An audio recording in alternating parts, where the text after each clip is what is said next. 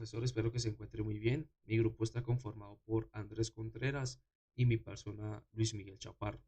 Y el tema que a nosotros nos correspondió fue la distribución F de Fisher. Entonces, para dar a entender qué es, vamos a dar una breve introducción. Entonces, tenemos que esta distribución de probabilidad se utiliza principalmente para comparar varianzas entre diferentes grupos o modelos. Es decir, no estamos viendo solo las medias de los grupos, sino cuánto varían internamente. Esta distribución es especialmente útil cuando se trabaja con modelos estadísticos complejos.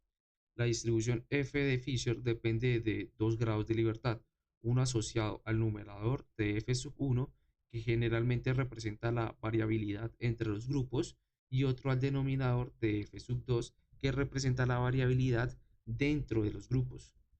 Este lo encontramos y su uso más común es en el ANOVA, que veremos más adelante, y en pruebas de hipótesis, particularmente cuando queremos saber si las diferencias observadas en la varianza entre grupos son estadísticamente significativas.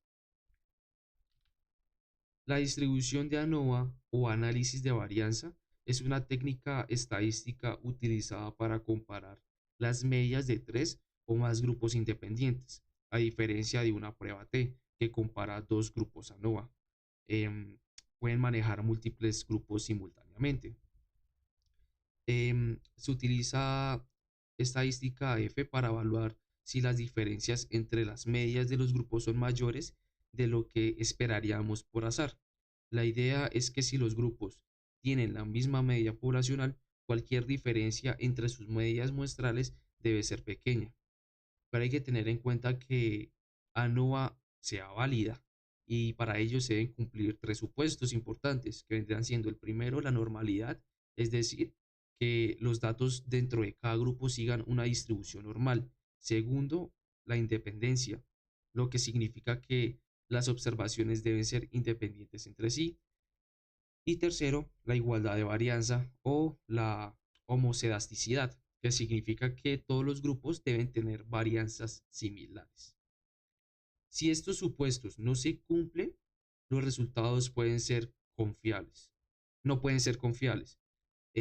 Por lo tanto, ANOVA se usa ampliamente en campos como la medicina, la psicología, la educación y procesos industriales, precisamente porque permite comparar múltiples condiciones de forma eficiente. La fórmula y cálculo del estadístico F. Aquí entramos en el aspecto más técnico. El cálculo del estadístico F, lo que hacemos es tomar la varianza entre los grupos y dividirla por la varianza dentro de los grupos. Esta relación se resume en la fórmula F de igual a S sub 1 al cuadrado sobre S sub 2 al cuadrado. Si los grupos son similares, esta relación debería estar cerca de 1.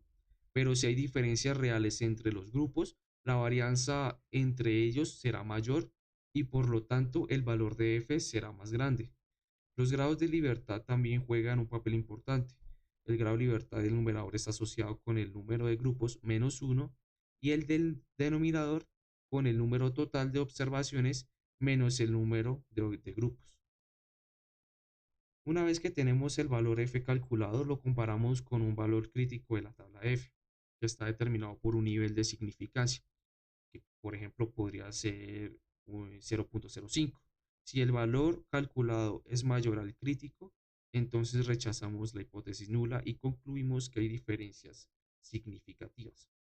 Por ejemplo, de la distribución f, tenemos que tenemos un ejercicio el cual dice como enunciado que una fábrica quiere probar si dos máquinas diferentes producen piezas con el mismo nivel de varianza en tamaño.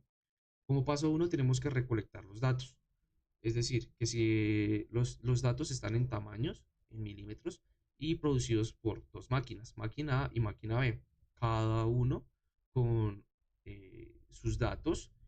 Por lo tanto, en tamaños de muestras tendríamos que N1 es igual a 8, que es la máquina A, porque tenemos 8 datos, y N2, que es igual a 10, porque tenemos 10 datos en la máquina B. Como paso 2 tenemos que calcular medias y varianzas muestrales.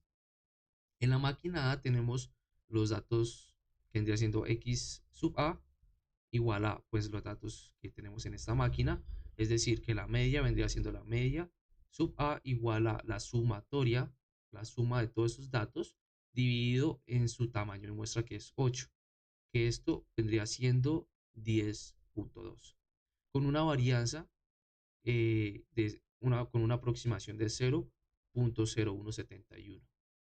Tenemos en la máquina B igual la media de B, las sumas de sus datos sobre el número de muestra que es 10, que esto vendría siendo igual a 10.15, con una varianza que es aproximada a 0.0916. Ahora como paso 3 tenemos que calcular el estadístico F, que este vendría siendo F igual a la mayor varianza dividido en la menor varianza, que esto vendría siendo igual a 0.0916 sobre 0.0171. Y esto aproximado tenemos que es igual a 5.358. Como el paso 4, los grados de libertad. Df sub 1 es igual a n sub 2 menos 1, que esto es igual a 10 menos 1, por lo tanto eso es igual a 9, que es la máquina B. Y como df sub 2, que es igual a n1 menos 1, sería igual a 8 menos 1, esto igual a 7, que es la máquina A. El paso 5 vendría siendo comparar con el valor crítico. Usando una tabla F de significancia de alfa igual a 0.05. Por lo tanto, tenemos que F crítico de 9.7 aproximado es igual a 3.68. Como conclusión tenemos que como F calculado es igual a 5.358 es mayor al F crítico de 3.68. Es decir, que se rechaza la hipótesis nula.